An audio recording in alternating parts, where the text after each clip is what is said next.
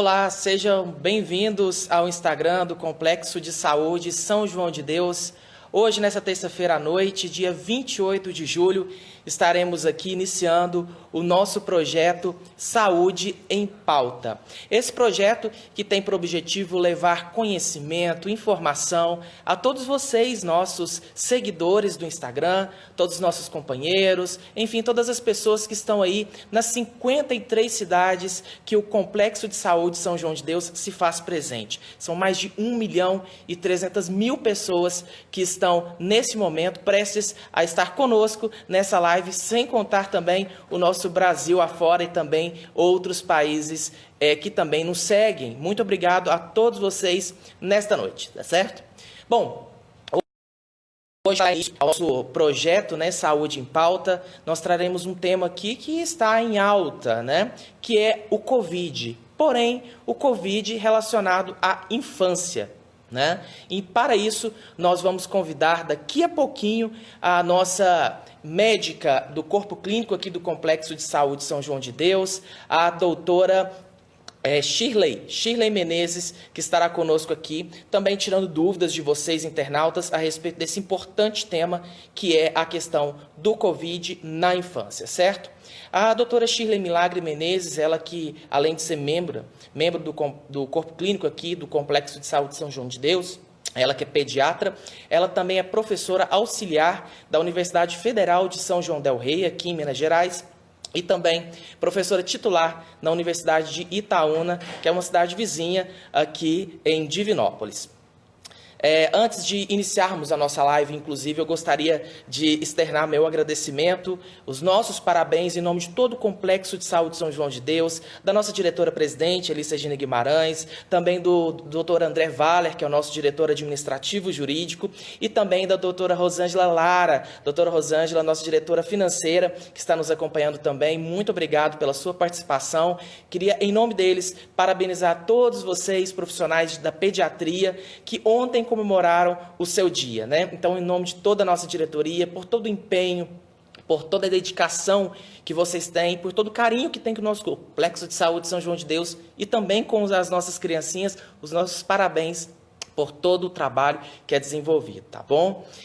Lembrando também que essa live ela pode ser assistida pelo perfil da doutora Shirley Soares, tá bom? Desculpa, Shirley Menezes. Desde já eu convido vocês, então, a seguir o perfil dela, que é o @Shirley MM2, Shirley com Y, MM2, tá bom? Você também pode nos assistir posteriormente em nosso canal do YouTube, aqui do Complexo de Saúde São João de Deus, e também no nosso IGTV. E lembrando que o nosso projeto Saúde em Pauta, ele vai ao ar sempre às terças-feiras, às 7h30 da noite, levando um pouco mais de conhecimento, um pouco mais de interatividade com todos vocês, nossos participantes, nossos seguidores aqui no nosso Instagram, tudo bem? Bom, é muito importante dessa questão do Covid, nós reforçarmos a importância de ficar em casa, permanecer em suas residências, evitar as aglomerações. Importante demais também tomar todos os cuidados com relação à higienização das mãos, né? O cuidado também ao se aproximar das pessoas e, claro, usar sempre máscara. Nesse momento eu não estou utilizando a máscara, pois estou sozinho aqui, mas a minha máscara está aqui do lado e pode ter certeza que daqui a pouquinho, a hora que nós terminarmos a nossa live e eu sair aqui do nosso auditório, do Complexo de Saúde, eu estarei usando ela, levando assim também um pouco mais de transparência para os nossos colaboradores, as pessoas que estão próximas da gente, né, conscientizando eles da importância de se utilizar a máscara, certo?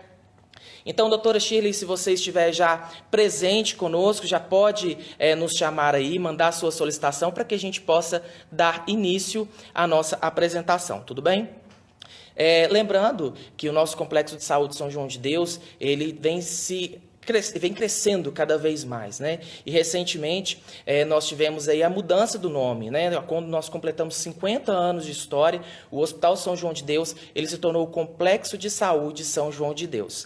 E também nós temos aí várias unidades, como a Clínica de Consultórios, a Clínica de Oncologia, que foram empreendimentos novos, que foram inaugurados no cinquentenário do Complexo de Saúde São João de Deus e que hoje se faz cada vez mais presente na vida dos nossos usuários, certo? Então, você que não conhece ainda a Clínica de Consultórios, ela está estrategicamente localizada lá na Avenida Getúlio Vargas, certo? No prédio da Aranto. Então lá você vai ter todo o atendimento com todas as especialidades que vocês podem conferir, tá bom? Doutora Shirley está online, doutora Shirley pode solicitar a sua participação, que nós vamos a partir de agora interagir com você para falar a respeito desse tema, esse tema que é muito importante, que é o Covid na infância, certo?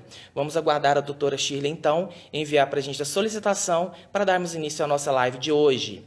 Lembrando que esse é um projeto que está sendo desenvolvido inicialmente agora, nossa primeira edição do projeto Saúde em Pauta, e nós vamos aí trabalhar esse primeiro tema de hoje e já estamos programando vários temas aí para serem trabalhados todas as terças-feiras, tá certo? Todas as terças-feiras às 19h30. Doutora Shirley está presente conosco a partir de agora, vamos lá convidá-la, Shirley se preparando para entrar conosco ao vivo, direto do seu Instagram e também no Instagram do Complexo de Saúde São João de Deus. Nós estamos aqui a doutora Shirley. Doutora Shirley, boa noite, doutora Shirley. Consegui entrar aqui, uma peleja. Muito bem. Eu só vou pedir à senhora, por favor, que posicione o seu celular na vertical, tá bem? Ok. Dar início aí ao nosso bate-papo de hoje. Lembrando que a doutora Shirley é nossa pediatra, um grande orgulho tê-la conosco. Doutora Shirley, fantástica, sua equipe. Acabei de agradecer, imagino que você deve ter ouvido daí. Nossos agradecimentos a toda a diretoria, viu? Pela competência de vocês, pela dedicação, pelo empenho que vocês têm com todas as nossas crianças. Obrigada, Rubens. A gente que agradece também a instituição que tem sempre apoiado, né, as necessidades da equipe. E para nós é uma honra muito grande servir as nossas crianças, né? O nosso objetivo maior é ajudar esses nossos pequeninos, né, a crescerem saudáveis, né, sadios e ao lado de suas famílias, né? Bacana, doutora Shirley. Queria agradecer mais uma vez a todos que estão nos assistindo nesse momento. A doutora Fernanda, eu estive com ela ontem na Clínica de Oncologia São João de Deus, já está agradecendo você aí pela participação. E eu convido a todos vocês que estão nos assistindo para que possam participar aí ao longo desses próximos 50 minutos que nós vamos ter de live aqui no nosso Complexo de Saúde São João de Deus. Vamos lá, doutora Shirley? Tudo preparado? Vamos, tudo preparado aqui. Vamos lá. Então, perfeito. Eu tenho algumas perguntas aqui que nós conversamos um pouquinho antes, né, para que a gente pudesse elaborar essa pauta. E eu acho que a primeira pergunta, e que às vezes as pessoas falam assim, nossa, mas de novo estão falando sobre isso, mas é sempre importante ressaltar, é o que é de verdade o coronavírus. O que é o Covid-19? Então, pessoal, é o seguinte, o Covid-19, ele é um coronavírus, né? Ele faz parte de uma família chamada Coronavidae. Ele é a sétima espécie dessa família, tá? E ele, na verdade, é um vírus zoonótico, quer dizer, ele, na verdade, circula em animais, né? Mas ele pode sofrer mutações e se adaptar ao ser humano e infectar o ser humano, que foi o que aconteceu, né? Então, ele tem a origem lá na China, numa província chamada Hubei, na cidade de Wuhan. Todo mundo já sabe disso, né? Mas é bom sempre a gente lembrar. E provavelmente esse vírus veio de um animal intermediário, um hospedeiro, um mamífero intermediário chamado pagolim, né? Porque geralmente esse vírus ele circula entre os morcegos, mas pode ter um hospedeiro intermediário, né? E o pangolim foi esse hospedeiro intermediário, né? Então, ele é um vírus que causa uma doença respiratória no ser humano, tá certo? E isso aqui é esse vírus, é um causador de doença respiratória. Ele tem duas espécies muito próximas geneticamente que também causam doença respiratória, que é o SARS-CoV-1, né? E o MERS-CoV, tá certo? O SARS-CoV-1 também originou lá da China, pelo hábito que eles têm de consumir animais silvestres, né? E o MERS-CoV surgiu lá no Mediterrâneo, né? Na África Mediterrânea, tá certo? É basicamente isso, viu?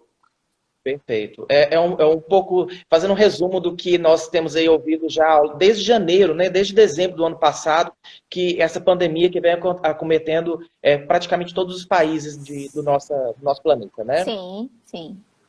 Doutora Sheila, a questão da contaminação para a criança, né? Agora entrando já no nosso tema principal, que é a questão do Covid na infância. Como que essa criança ela pode se contaminar pelo Covid? A transmissão é a mesma? Então, a criança, ela pode se contaminar da mesma forma que o adulto. A gente sabe que esse vírus, ele vai se replicar nas células do trato respiratório, nas células do trato digestivo, e através das secreções respiratórias e digestivas, ele pode ser disseminado no ambiente. E ele se dissemina por gotículas, chamadas gotículas de Flug, né? Que são eliminadas através da nossa fala, do momento que nós estamos eliminando essas pequenas gotículas. Através de uma gargalhada bem dada, né? Um riso mais, vamos dizer assim, mais animado, né? E através também de tosse, né? Então, basicamente, ele vai ser disseminado no ambiente e ele fica em suspensão nessas gotículas no ar, mas também ele pode se depositar nas superfícies. Portanto, você pode adquirir através da proximidade com outras pessoas que eliminam as gotículas, como tocando superfícies que, estando contaminadas, vão contaminar as suas mãos, e você levando as mãos nas vias respiratórias e digestiva, que é a boca, você então inocula o vírus, tá certo? E criança, da mesma forma, né? Sendo que existe hoje um trabalho mostrando que existe eliminação, uma possível eliminação do vírus também através das fezes, né? E o que vai ampliar, vamos dizer assim, a possibilidade de contaminação, né, pela transmissão fecal-oral. Embora isso não esteja bem documentado ainda, mas essa questão foi levantada e está sendo estudada. E, inclusive, porque crianças, né, bebês que estão adoentados, mesmo que assintomáticos, eles conseguem eliminar esse vírus nas fezes, né? Por isso, ao trocar a criança, ao fazer a higiene de uma fralda, de uma criança que está com a Covid-19, é preciso usar luvas, porque você pode se contaminar na hora que você está trocando a fraldinha de um bebê, né? E a manifestação do Covid-19 na criança, ela manifesta da mesma forma que a manifesta no adulto? Olha, a manifestação, ela varia na criança, porque a grande maioria, percebeu-se que a grande maioria das crianças, ou elas têm formas leves ou moderadas, ou assintomáticas. O grande grupo das crianças infectadas, ou elas não têm sintoma nenhum, ou elas têm sintomas muito leves, ou elas têm sintomas moderados. Raramente você vai ter sintomas graves, tá? As formas que eu diria leve, né, vão cursar aí com tosse, uma dorzinha de garganta, não tem placa. Uma dorzinha leve de garganta, muitas vezes febre e às vezes diarreia. Criança tem caracteristicamente 20% dos casos cursam com diarreia, né? E dor abdominal, tá certo? Então essas são as formas leves e moderadas. As formas consideradas graves são as formas que cursam com pneumonia, tá certo? E essa pneumonia, como no adulto, vai dar esforço respiratório, falta de ar, vai precisar de oxigenação. E uma última forma, que é a chamada síndrome inflamatória sistêmica, na criança, um pouco diferente do adulto, ela vai dar a famosa síndrome Kawasaki-like, né? Ela dá uma síndrome de Kawasaki, é uma doença, uma vasculite sistêmica, tá?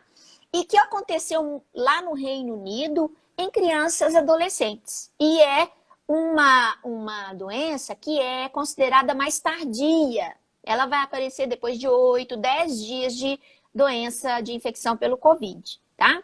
Então, o que eu espero encontrar numa criança com Covid? É basicamente obstrução nasal, tosse, eventualmente febre, tá? Uma boa parte das crianças não vai ter febre.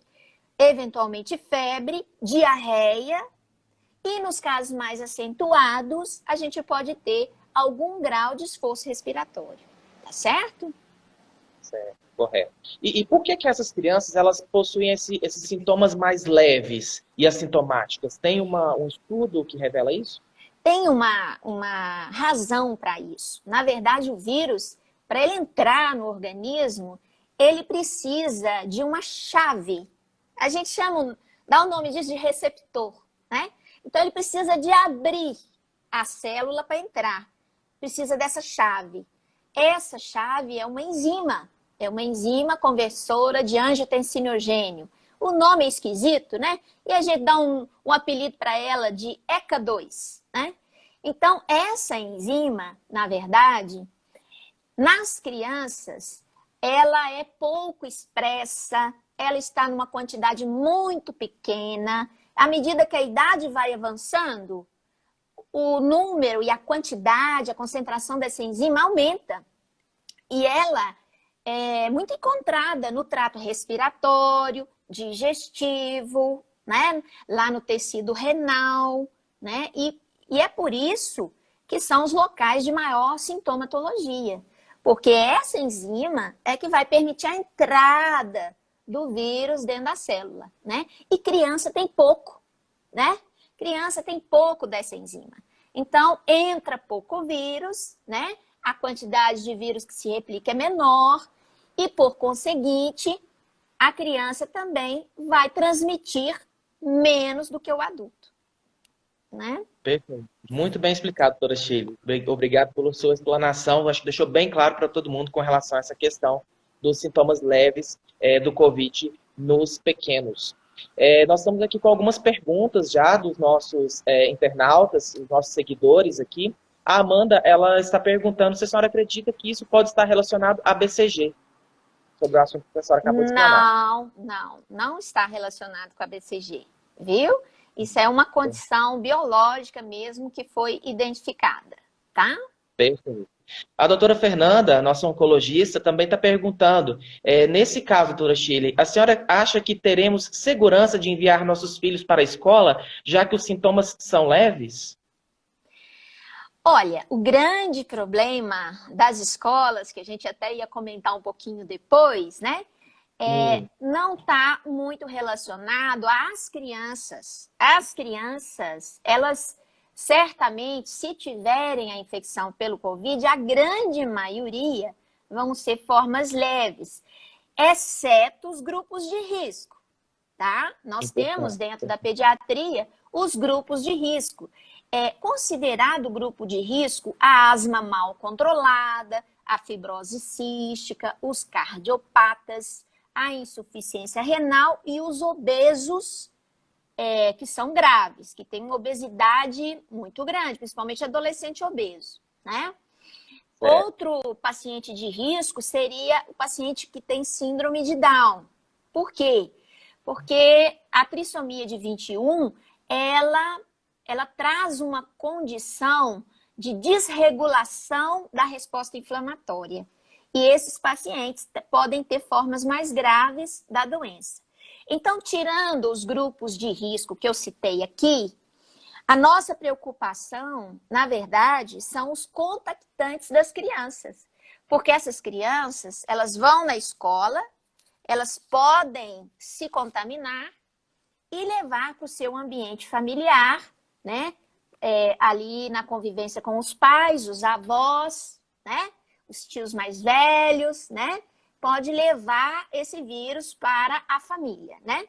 E, além disso, a criança como disseminadora, que a criança também é disseminadora, principalmente as assintomáticas, né? Elas poderão até levar para os professores, né? O pessoal da escola, esse vírus, né? Disseminar na escola.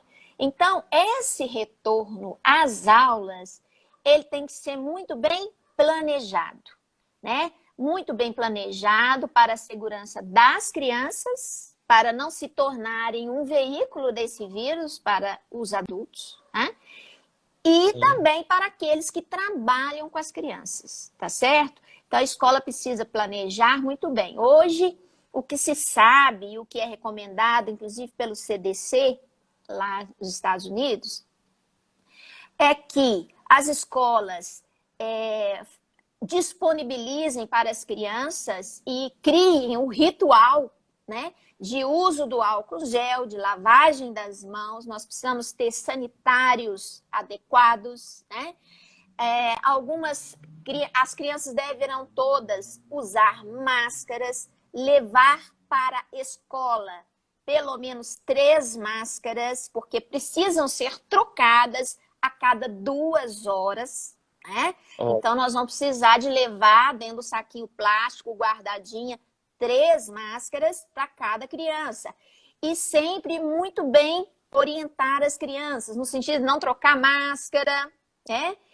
Manter o distanciamento, né? Fazer o lanche dentro da sala de aula, ter turnos diferentes de entrada e saída para cada turma, diminuir o número de alunos. Isso tudo é o recomendado, tá certo? Até que nós tenhamos a condição de ter uma vacina eficiente, né? E podermos proteger pelo menos os grupos de risco, tá certo? Muito bacana, perfeito. Ou seja, vai ser bem difícil segurar os pequenos, mas é uma cultura nova que vai ser implementada nessas novas gerações e a gente espera que essa cultura, esse cuidado, ele permaneça por muitos e muitos anos, né?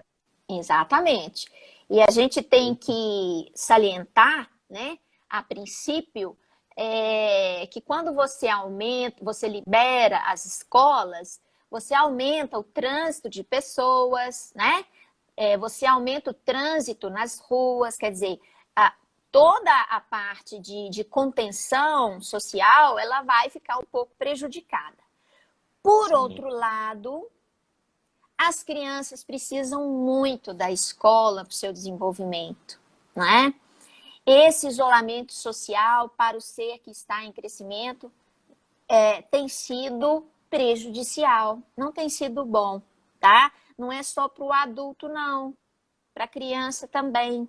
Criança tem necessidade da interação social para o seu desenvolvimento, para o seu neurodesenvolvimento. Precisa de mais estímulos que muitas vezes dentro do lar, com a mãe trabalhando, com o pai trabalhando, é uma dificuldade grande. E eu falo isso, sabe, Rubens? Não é de conteúdo escolar, né? Porque o conteúdo escolar, você atrasa, mas você repõe isso. Futuramente, você vai conseguindo, aos poucos, recompor o conteúdo para essas crianças. O problema é o neurodesenvolvimento. É o prejuízo, muitas vezes cognitivo, emocional, que as crianças podem ter em função desse isolamento social. Então, não é fácil, não, né? Não existe receita pronta, receita de bolo, não é fácil. É preciso que as famílias se unam em torno das suas crianças. Essa questão do isolamento social, por outro lado, apesar desse prejuízo, veio fortalecer o vínculo familiar, porque as crianças estando em casa, sem cuidadores, sem poder ir à escola, isso teve que estreitar essa proximidade, esse cuidado com os pais. E nós, pediatras, sentimos que muitas crianças estavam sendo terceirizadas para as escolas, né? Então, essa terceirização das crianças era algo que a gente nos preocupava muito, porque o conteúdo escolar, nada melhor que a escola para dar o conteúdo escolar, com metodologias de aprendizado adequada, que às vezes o pai e a mãe não dá conta disso, né? Mas o educar, o acolher, o amar a sua criança, o torná-la ser humano, construir sua personalidade, isso não é função da escola, isso é função da família. Então, nós temos que aproveitar esse momento da pandemia para rever essa questão, o papel da família na formação da criança, né? No acolhimento, na preocupação que os pais têm que dar ao seu desenvolvimento, né? Emocional, psicológico e também educacional. Perfeito. Nós agradecemos aqui também a presença da Larissa Paula, ela que durante sua explanação fez uma pergunta e você acabou respondendo ela, que é com relação à obesidade infantil, se agrava o quadro de Covid. Também está nos acompanhando o doutor André Valer, nosso diretor administrativo jurídico, ele está agradecendo, parabenizamos você, a toda a equipe também pelo conteúdo que está sendo abordado nessa live. Gostaria também de agradecer a Joelma Mirene, ela que é gerente de ensino e pesquisa aqui do Complexo de Saúde, que juntamente com sua equipe está nos apoiando nesse projeto nosso Saúde em Pauta, que inicia hoje com a doutora Shirley que está aqui, a nossa pediatra, tratando a respeito do assunto de Covid-19 na infância. Doutora Shirley, teve algumas perguntas aqui que você já até respondeu durante essa sua última explanação, mas é muito importante também a gente tocar no assunto a respeito das grávidas, né, das gestantes. O feto na gestante, que ela é acometida pela doença, ele poderá ser infectado durante esse período de gestação? Pois é, Rubens.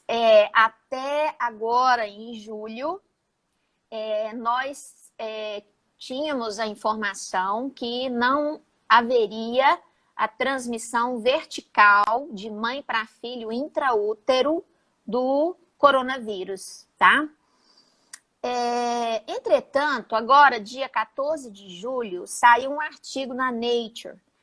E esse artigo da Nature, eles divulgaram um caso onde a mãe tinha a Covid-19 documentada, inclusive sintomática, né?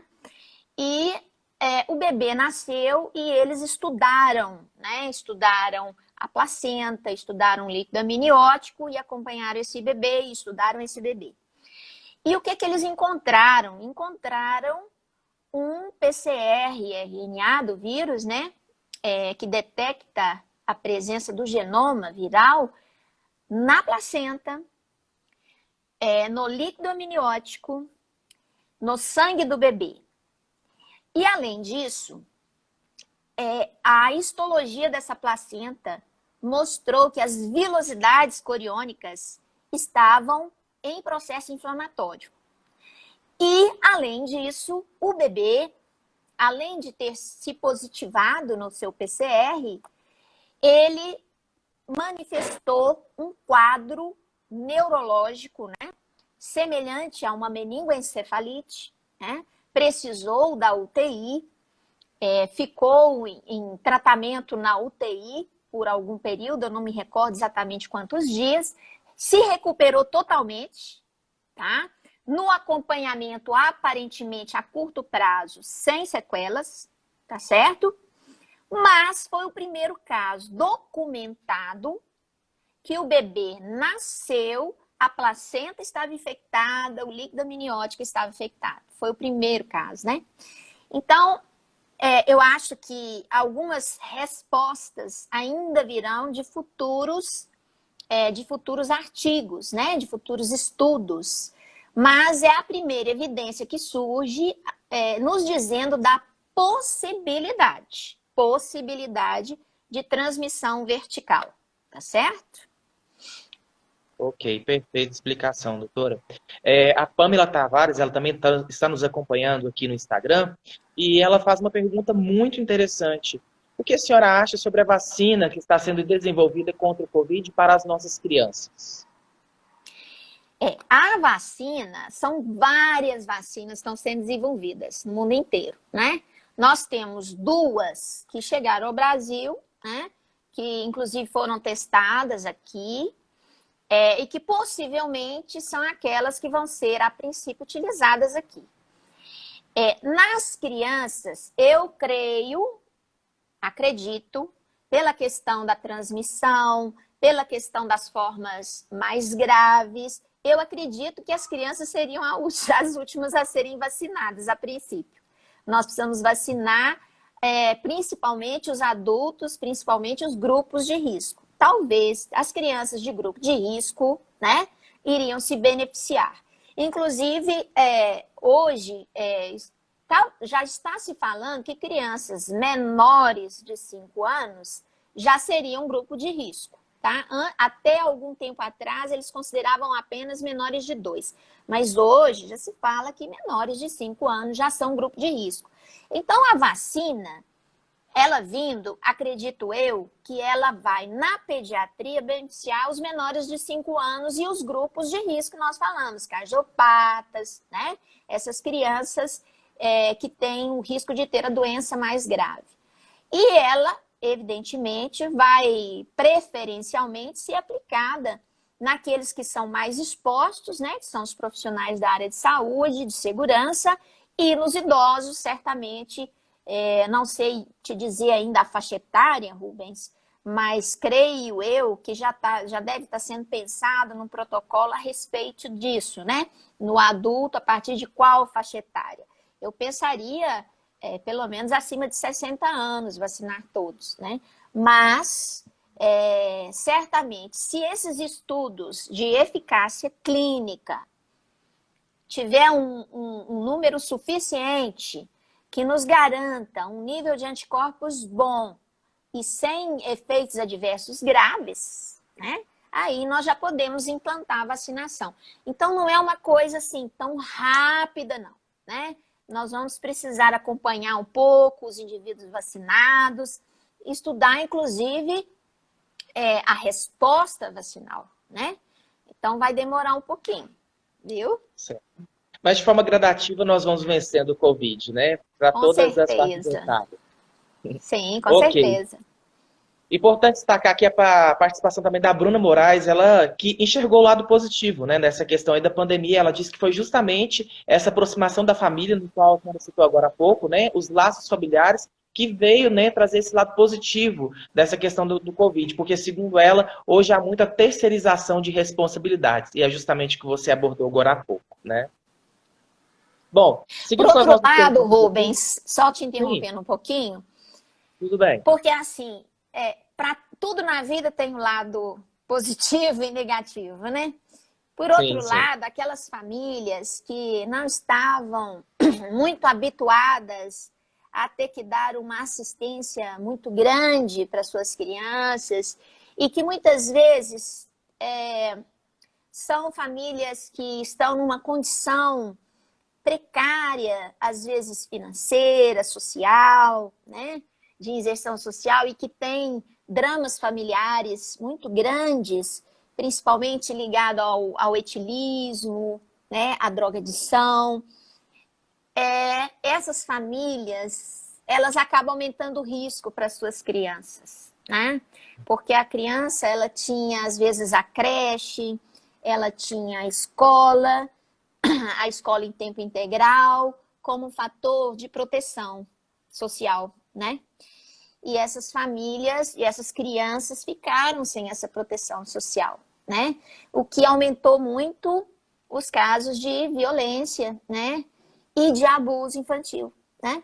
Então, assim, a gente tem que analisar tudo com muita cautela e sempre estar cercando as adversidades, porque sempre que você trabalha um ponto, você pode estar certo que aquele ponto trabalhado, ele tem sempre uma resposta positiva e uma resposta negativa. E você vai ter que lidar com a resposta negativa, com aquela parcela que acompanha aquele ponto, né? Então, nem tudo são flores, não é isso? Mas eu creio que a aproximação das famílias, principalmente pais e filhos, ela foi extremamente importante. Eu acho que serviu para mostrar aos pais o quanto eles são importantes para os seus filhos, né? Principalmente por isso. Exatamente. E com relação ao bebê de mãe infectada, ele pode ser amamentado normalmente? O leite materno, ele transmite o Covid? Pois é, Aí tem uma boa notícia. Pelo menos até esse momento, né? Até agora, não apareceu nenhum trabalho demonstrando que o leite materno de mães adoentadas, né, seja veículo de transmissão do vírus, tá? Então, como isso até o momento não foi documentado, a amamentação está liberada para a mãe suspeita ou para a mãe doente, tá? A amamentação está liberada. Até porque a amamentação é um fator protetivo para o bebê, porque ele leva para o bebê anticorpos que a mãe já produziu, né?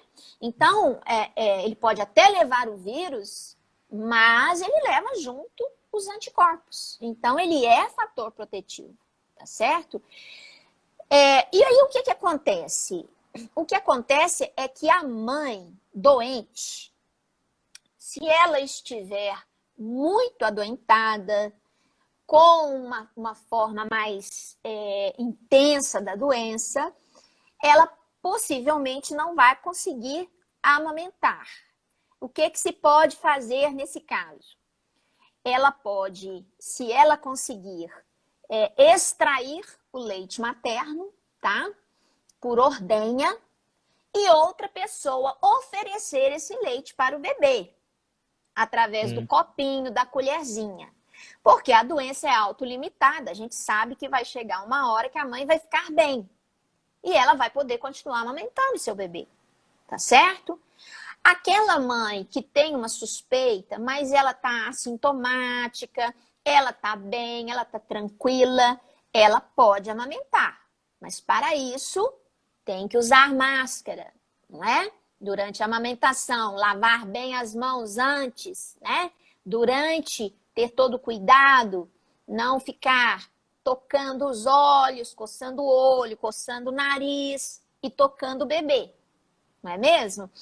Então, ela pode amamentar sem problema nenhum. E a gente pede que nessa mãe que é positiva, embora às vezes não está nem sintomática, que ela mantenha uma certa distância do bebê, de pelo menos 2 metros, né? Porque ao tossir, ao sorrir com mais animação, ela não contamine seu bebê, tá certo? Então, até julho, até 14 de julho, os bebês considerados testados positivos, eles eram considerados infectados no pós-parto, depois de nascerem, tá certo? Agora é que está levantando alguma evidência que alguns bebês podem já, ao nascimento, apresentar o vírus circulante, tá certo?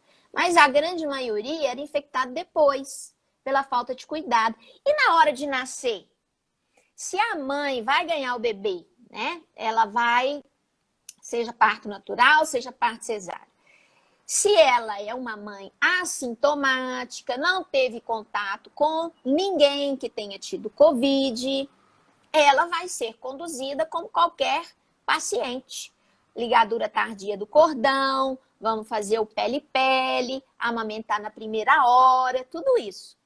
Se a mãe, ela tem história de contato com Covid, o esposo estava doente, a mãe estava doente, ela cuidava da mãe, então ela tem um histórico de contato mais íntimo com um portador do Covid. Ou ela está testada positiva e sintomática, essa mãe, quando o bebê vai nascer, a gente vai fazer a laqueadura do cordão tardia, como já é preconizado, ligadura tardia do cordão, mas nós não vamos fazer o pele a pele imediato, tá certo? Nós vamos esperar a mãe tomar o seu banho, vestir uma roupa limpa, colocar a máscara, para ela então conseguir ter esse contato com o seu bebê, tá certo? Então, esse contato imediato lá na sala de parto, geralmente a gente libera para aquelas mães que não são suspeitas e que não foram testadas positivamente, tá certo? Certo, muito bem, doutora Shirley. A Letícia também está participando conosco e ela fez justamente a próxima pergunta que eu iria fazer para a senhora, que é com relação à proteção da criança. Como protegê-las da contaminação do Covid-19? Então, as crianças, como qualquer um de nós adultos, nós vamos ensinar as crianças a lavar as mãos, ensinar a criança que tem bichinho cheio de espinho para todo lado, que ela tem que ter cuidado na linguagem da criança, não é? A gente tem que entrar no mundo infantil, né? Dependendo da idade, utilizar de imagens infantis, de fantasia, para fazer a criança entender o risco de ficar colocando a mão nas coisas, a mão no chão, não é? Deixar para fazer isso só em casa, né? Porque em casa se cuida direitinho do ambiente, tem o controle sanitário, mas na rua ou em algum outro lugar não se tem esse controle, a gente pelo menos desconhece o controle sanitário, então é melhor que a criança seja mais contida na sua aventura, né, de querer brincar, explorar o ambiente, que a criança tem uma atitude muito exploratória. Agora, ela precisa usar máscara? Acima de 2 anos, precisa usar máscara. Você ensina em casa você põe a máscara em você, papai e mamãe, por algum período do dia, para ela entender que a máscara não vai fazer mal nenhum, para ela perceber que você usa, que aquilo é legal.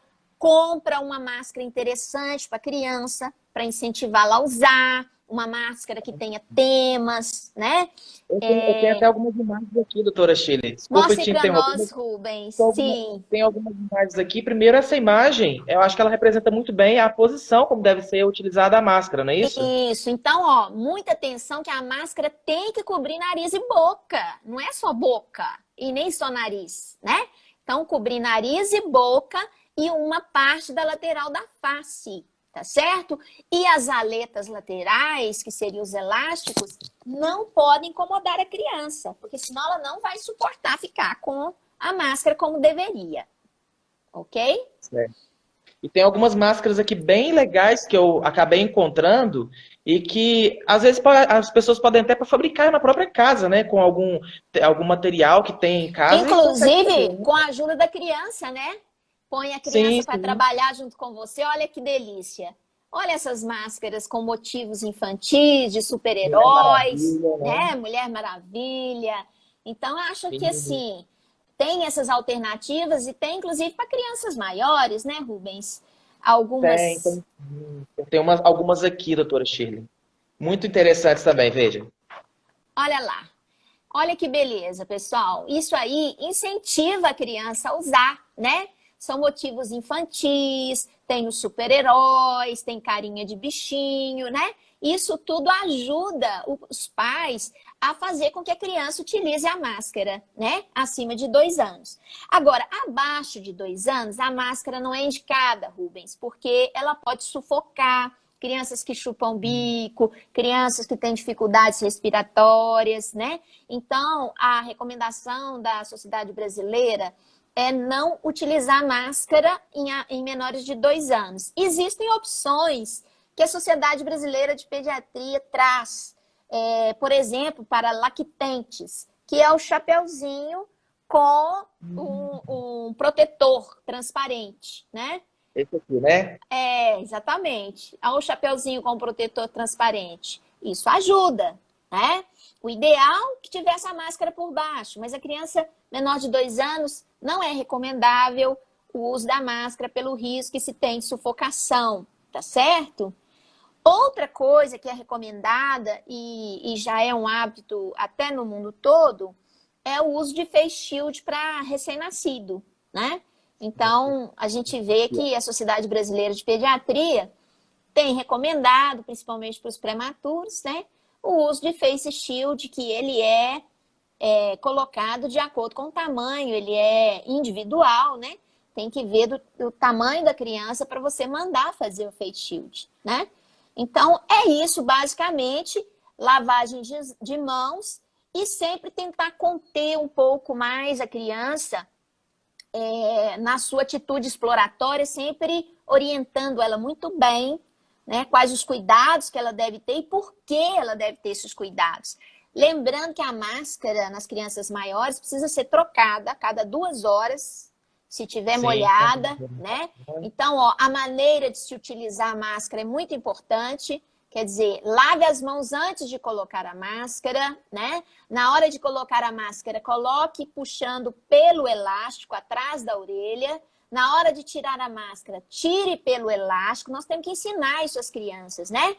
Tira pelo elástico e também lavar as mãos depois que tirou a máscara. Guarde num saquinho plástico, tá certo? A máscara. Você pode lavar com água e sabão ou você pode colocar numa solução de água sanitária, onde você usa uma colher de sopa para 500 ml de água e você deixa ela mergulhada ali durante 30 minutos, tá certo? Então, essa forma de higienização da máscara, sempre colocando e tirando pelas laterais, tá certo?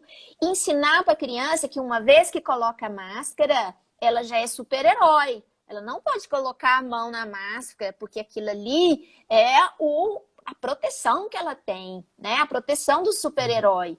Então, não evitar de pegar na máscara, de colocar a mão no nariz, na boca, em cima da máscara, tá certo? Isso tudo a gente tem que ensinar para a criança de forma lúdica, que elas consigam entender e aderir, tá certo? Perfeito. Ou seja, é viver um pouco da fantasia da criança, transmitindo a ela um pouco dessa realidade tão difícil que a gente vive nos dias atuais. Exatamente. E outra coisa importante é muito cuidado de ficar assistindo Jornal Nacional, Jornal da Band, qualquer desses jornais que a gente está vendo aí, que só fala em morte, né?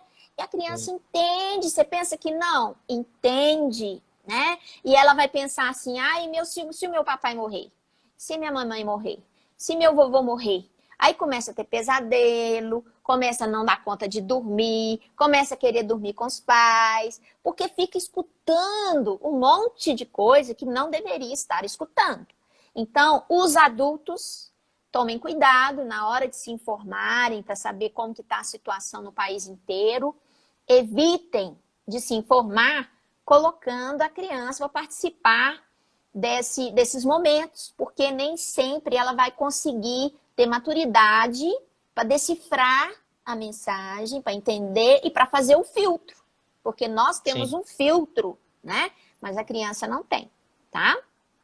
Perfeito, doutora Shirley. Nós vamos aí agora já encaminhando para o nosso final, temos aí mais 10 minutos. E eu gostaria que a senhora falasse um pouco mais a respeito de como os pais eles podem lidar com essa questão do isolamento social em relação às crianças.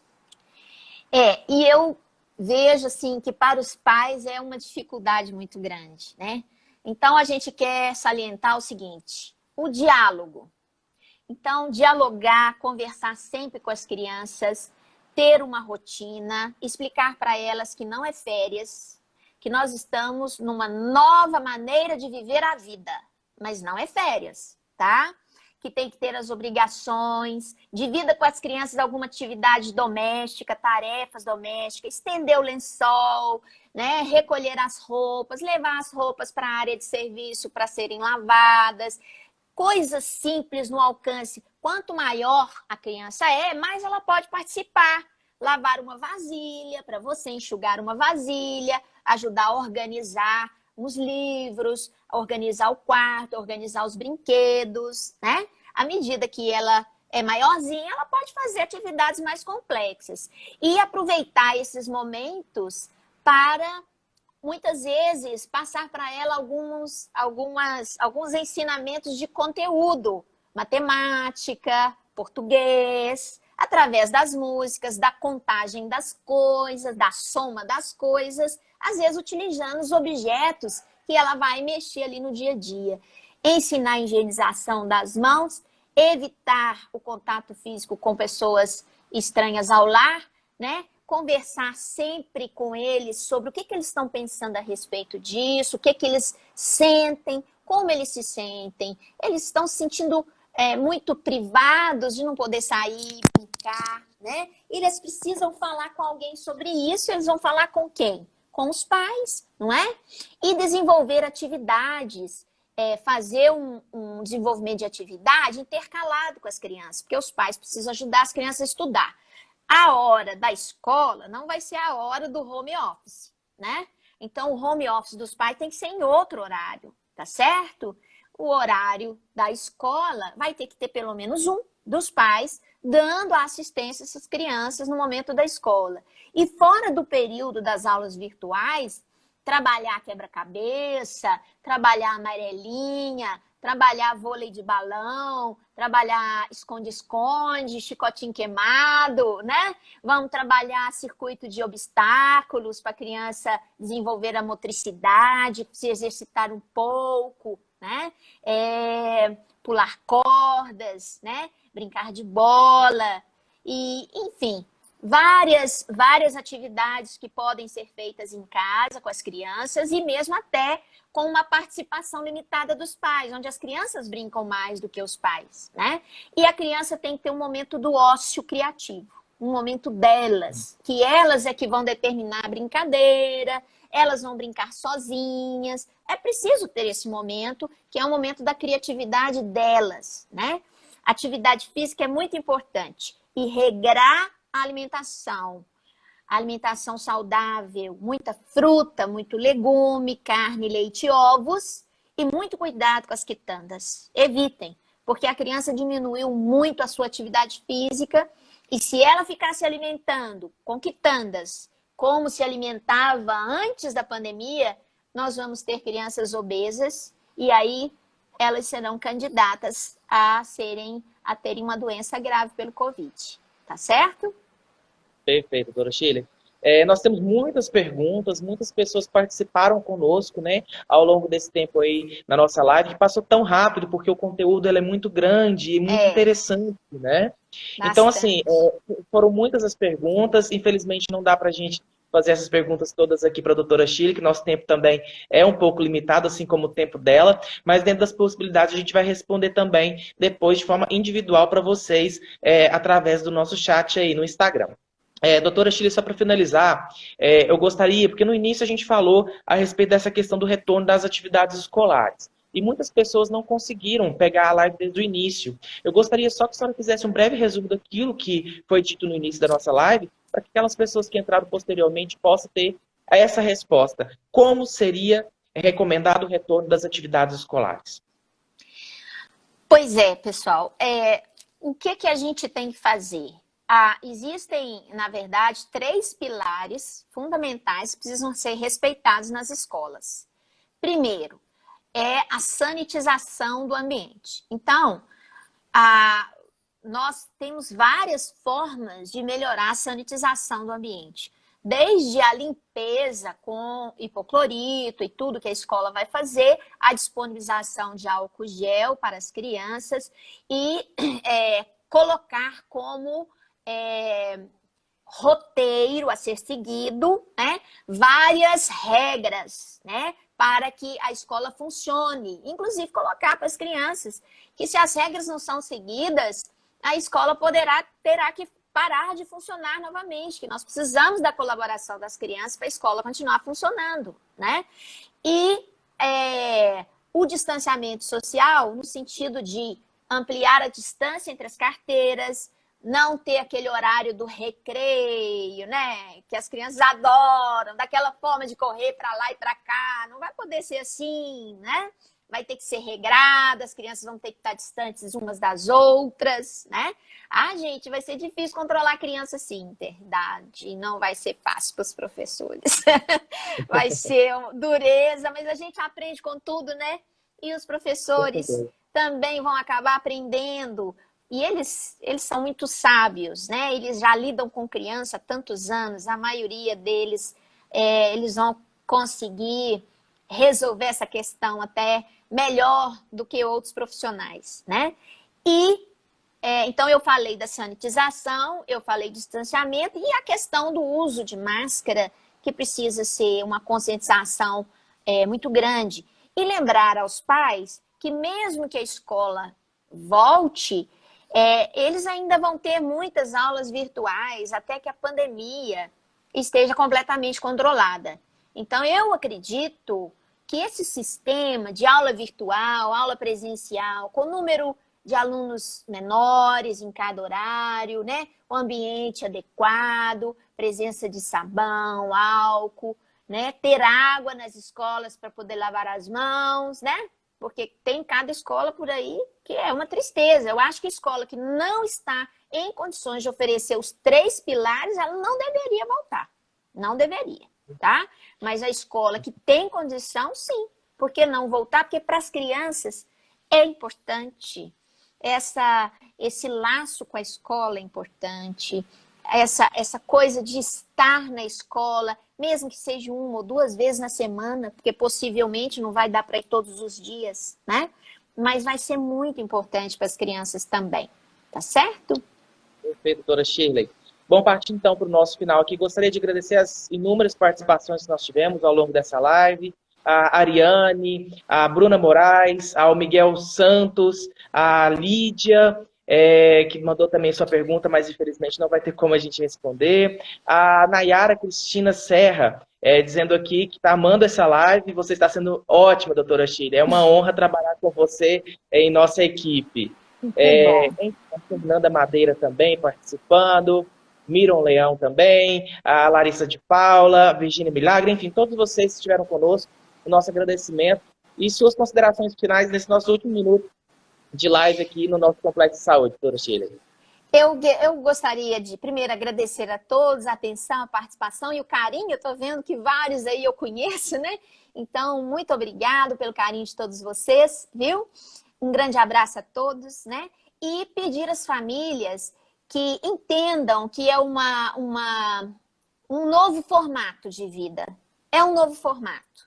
E é um novo formato que nós podemos tirar muito proveito. Vamos ter calma. Uma coisa é certa, não poderá ser como era antes, né? Então, nós vamos ter que construir essa nova realidade. E eu tenho certeza que com amor, com atenção, com raciocínio, né? Sem pânico, nós vamos conseguir fazer isso, tá bom? Um abraço a todos. Muito obrigado, doutora Shirley. Se Deus quiser, com a ajuda e apoio de todo mundo, nós vamos vencer essa pandemia. Muito obrigado a todos que estiveram... Obrigado, doutora Shirley. Muito obrigado a todos que estiveram envolvidos nesse nosso primeira edição do nosso Saúde em Pauta. E lembrando que toda terça-feira, às 19h30, traremos temas muito importantes para vocês. Inclusive, já vou adiantar que muito em breve, em detrimento ao próximo mês de agosto, que é o mês da amamentação, nós vamos trazer uma live exclusiva com um profissional para falar a respeito de amamentação. Então fiquem ligados aqui no Instagram do nosso Complexo de Saúde São João de Deus, o Complexo de Saúde da sua confiança. Boa noite. Boa noite.